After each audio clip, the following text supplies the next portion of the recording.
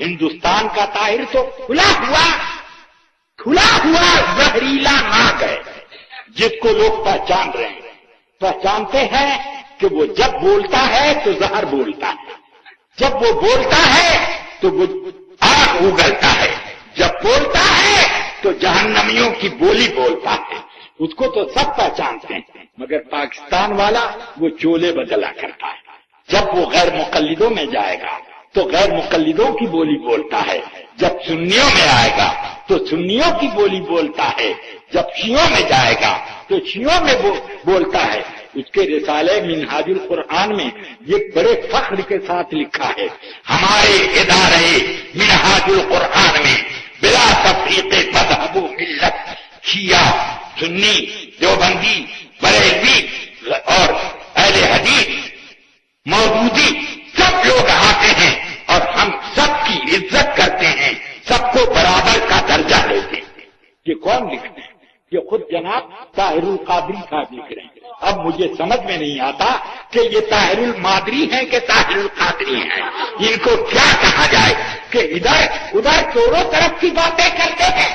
اب جب سنیوں میں آ جائیں تو اعلی حضرت کا گن گاتے ہیں, اور جب صوفیوں میں چلا جائیں تو تصوف کا ایک طویل قصہ چھوڑ دیتے ہیں, اور جب سیاسیوں میں چلے جائیں تو پکے سیاسی نظر آئیں, جب وہ غیر مقلدوں میں چلے جائیں تو بس اس کے بعد عمل بالحدیث میں ان کی کوئی مثال نہیں ہے.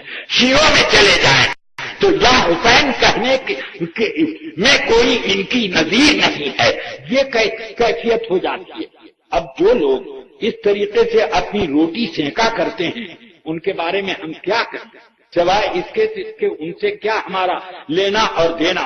یہی وجہ تھی کہ جب اس نے اپنی کتاب لکھی اسلام میں فرقہ پرستی تو ہم نے مناظرے کا چیلنج ساؤتھ افریقہ میں دیا, اور جب علامہ جان مصطفیٰ صاحب سے ملا پہلے ہم نے شرائط مناظرہ کے لیے دعوت دی, اس کے لیے وہ تیار نہیں ہوئے اور کہنے لگے کہ ہاں ہماری ہوگی مناظرہ اور جو کچھ ہم آپ کو سوالات کرنے کر لیں گے. تو اب گرے اسٹریٹ کی جامع مسجد جو ہے وہاں اس میں یہ بات طے ہوئی. اب اس میں ہم لوگ دربن میں گرے اسٹریٹ کی مسجد میں بھی جمع تھا, حضرت علامہ اظہری صاحب بھی تھے اور بہت سے سنی علماء تھے, اور پھر یہ بھی اپنے بہروپیہ لوگوں کے ساتھ تھے. اب اس کے بعد یہ طے ہوا کہ اب ہمارے اور آپ کے درمیان مناظرہ ہوگا. ہماری طرف سے ضیاء المصطفیٰ رہیں گے اور آپ کو اپنا اسلام ثابت کرنا پڑے گا, اور علامہ آپ کو کافر ثابت کریں گے. مجھے اپنا اسلام ثابت کرنے کی کیا ضرورت؟ دیکھ لو میں لا الہ الا اللہ محمد رسول اللہ پڑھ رہا ہوں, لا الہ الا اللہ محمد رسول اللہ پڑھ رہا ہوں, بس یہی کہا. اور اس کے بعد کسی نے مجمع میں سے ڈانٹ کر جیسے ہی کہا کہ چپ, تو بس اتنے میں کود کر کے وہاں سے بھاگے, اور اخبار میں رپورٹ نکلی کہ مسجد کا دروازہ بھی بند تھا اور کوئی بھاگنے کا راستہ نہیں تھا. کہ اتنے میں یہ ایک آدمی کے کاندھے پہ چڑھے اور مسجد کی دیوار پر پہنچ گئے اور اس پر چھلانگ لگا. سال ان اپنے نادان لوگوں کی نادانی کے باعث اللہ پاک نے مشن کے حق میں برکات کا ایک سمندر پیدا کر دیا. اور وہ جو ٹونی آدم ہے, وہ جو سیکیورٹی انچارج تھا جس کا ذکر پچھلے سال میں نے کیا, وہ ہم جب لندن تھے پچھلے سال تو وہ یہاں دورہ بھی کر گئے. وہ قاری صاحب کو اور مفتی محمد رفیع سمنانی صاحب کو اور علامہ فتح اللہ خان صاحب کو شاید وہ اپنا وہ کیا موزر اور پسٹل بھی دکھایا ان کو. انہوں نے کہا یہ موزر ہے جس سے میں نے قادری صاحب کو شوٹ کرنا تھا. اور مجھے پچھلے سال وہ بتا گیا تھا, یہ نام نہیں لیا تھا کہ میں نے, اس نے کہا تھا کہ جس پسٹل سے آپ کو شوٹ کیا جانا ہے وہ آج مارکیٹ سے نیا خریدا گیا ہے. یہی بتا گیا تھا مجھے, یہ نہیں بتایا تھا کہ وہ میں نے خریدا ہے. اس نے کہا کہ it has been managed, everything has been organised completely, no debate is going to be held there, there is no debate, no lecture, nothing, no meeting. This is the only task, this is the only purpose and objective which is going to be served tonight.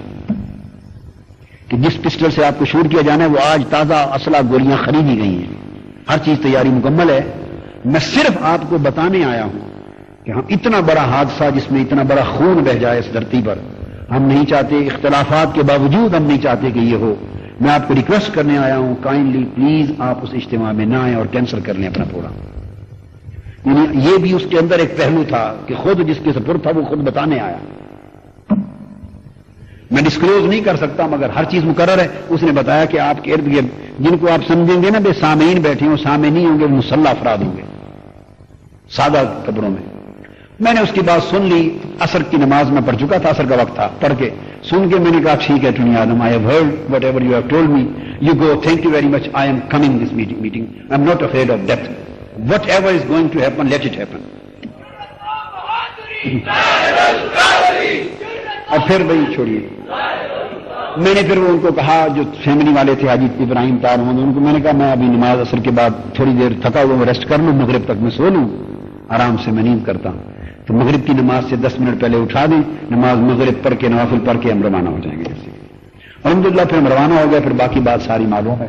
اور پھر وہ جب انہوں نے 1-2 minute کی گفتگو بھی نہیں کرنے دی اور میں گفتگو کے لیے کھڑا ہوا تو ہنگامہ بپا کر دیا اور فائر کر دیے. خدا کے فضل سے ہم